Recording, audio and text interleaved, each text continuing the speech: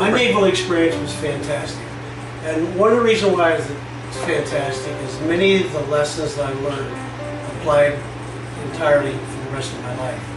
Some of the lessons I learned, like working with the SEALs, were, you know, it's important to be a problem solver because things are never going to go as planned. You're going to brief a mission, you're going to have all the stuff in one bag, but sometimes it's just not going to go that way, so you got to be able to solve problems.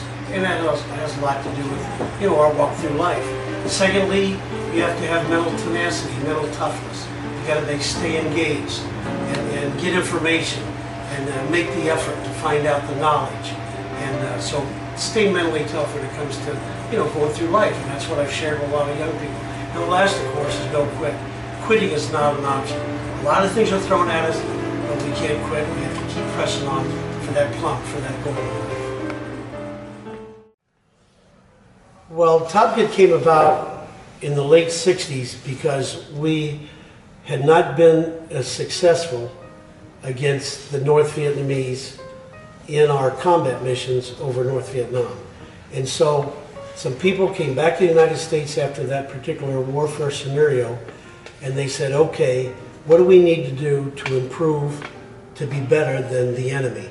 And one was equipment, another was training, not only training of our maintenance personnel, but also training of our pilots. So Top Gun evolved in kind of the graduate level training of Navy fighter pilots. And I was fortunate to go through as a student in 1974. I was able to be an instructor from like 74 to 77, right after my student tour. And then I was able to come back to be a commanding officer like Viper in the late 1980s, and I retired in 1990 as the CEO of Top Gun.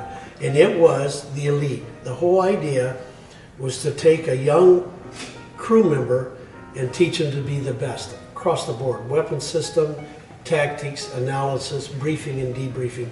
And they were by far the best, not only in the Navy, but also in the Air Force and Marine Corps.